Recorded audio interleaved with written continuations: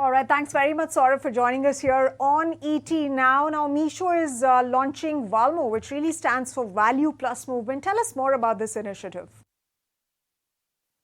So logistics as an ecosystem in India, at least especially for e-commerce, has been run by large players who have capabilities across different geographies, different kind of operations.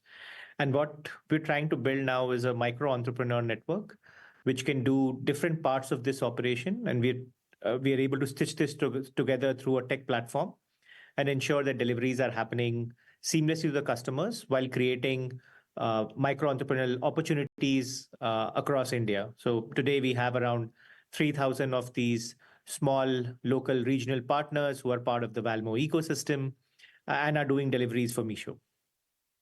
In fact, the e-commerce segment has many unorganized players in the ecosystem, and by partnering with fulfillment centers across the country, how are you really aiming to eliminate entry barriers for local players?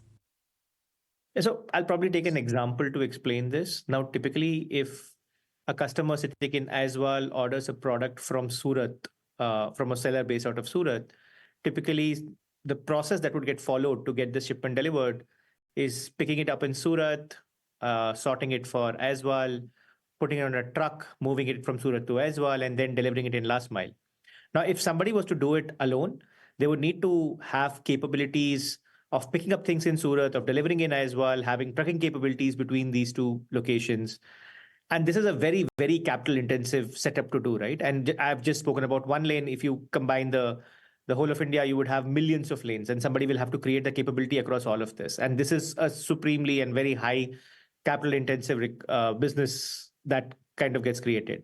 But if I was to break this down and say that, can somebody pick it up in Surat? Can somebody connect it from Surat to Aizwal? And can somebody deliver in Aizwal? The capital requirements go down significantly because somebody picking up in Surat probably needs only 52,000 to 1 lakh rupees to set up an operation. Somebody who has to run a truck just needs one truck, which is a cost of a truck that they will have to incur. And again, a last mile guy would need between 50,000 to 1 lakh to set up a last mile delivery center. And by using different partners for each of these legs, we're able to reduce the cost or the capital required to now be part of a logistics delivery system for e-commerce. And that's how the entry barriers are being lowered, and we're getting more and more people into the ecosystem. And heading the fulfillment and experience at Meesho, how do you really look at how the market has evolved in the past few years? You certainly have a pulse on Gen Z and, of course, the trends coming in from that category. What have been some of your observations? So we do see that a lot of Gen Z customers now are looking for trends. They want it to be affordable. They want it to be price sensitive, and they again want it to be delivered to them quicker and faster than what the expectations was earlier. And again, we are looking at this as an opportunity to actually not only bring those trends, and we do a lot of work around working with our sellers to understand what these trends are, making it affordable for our sellers, but at the same time driving efficiency and speed of delivery to our Gen Z customers, because they do want to probably reach every party in a new costume, right? Or every outing, they want to do it in the most fashionable way possible. And we are enabling it through working with our seller partners to ensure those trends come online, and we kind of provide them a lot of information to build this out, and then ensuring that we are seamlessly able to deliver it to them so that they're able to keep pace with the changing fashion trends. And sort of Meesho has claimed the title of India's most downloaded shopping application that really boasts of a remarkable 63 million downloads that have happened between October 1st and 31st December 2023. But how do you plan to grow that further? So one of the things that we've always stood for is affordability and being pricing first and having the lowest price cost platform for our consumers, and again, the lowest cost of doing business for our sellers. We'll continue to probably focus on this as a large part of our offering to the consumers and the sellers. The way we want to kind of extend this a lot more is focus a lot more now on specific use cases that consumers have that we are not servicing today, whether it be around categories that we are not in, or working on price points that our consumers today buy but probably don't use Meesho for, as well as providing uh, experiences and services that we have not provided in the past, whether it be speed of delivery, more uh, quicker turnarounds for returns, and the experience around returns is something we'll continue to invest in. But that's broadly how we see ourselves progressing over the next 12 months or so. Saurabh, I know that you will not talk about financials, but just wanted to understand and ask you about how the company really reacts when funds, for instance, Fidelity, have marked down the valuations of the company. And that's not just happening with Meesho, but that's something that we've seen with the companies across the startup sector.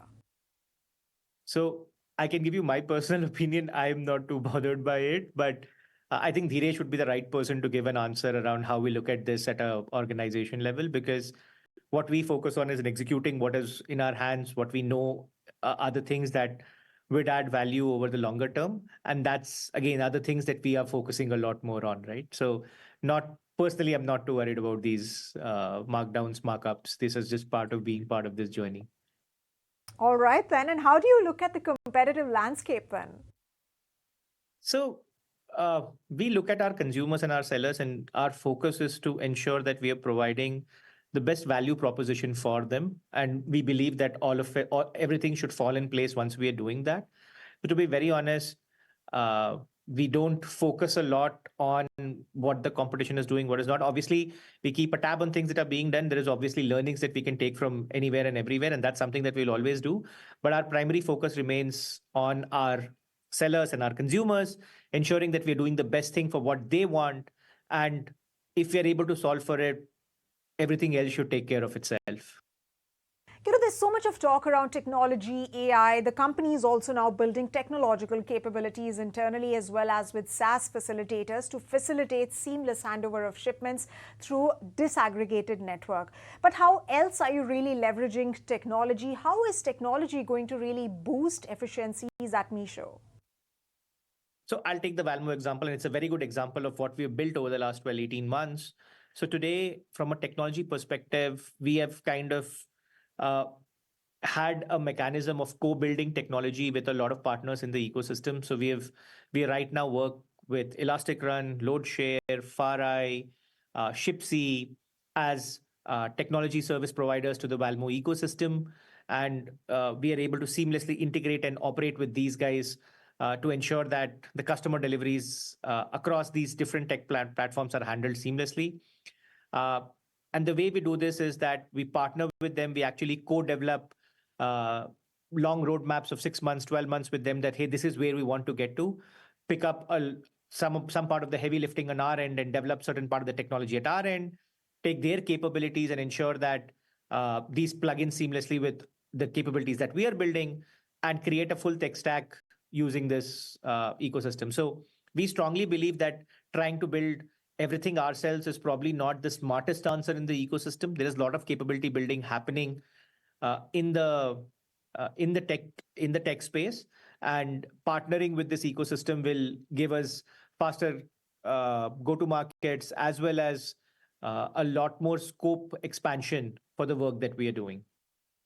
All right, one final question, Saurabh. So, Meesho, which is backed by SoftBank, has really been able to position itself very well in the fastest growing e commerce segment in terms of user base and usage as well.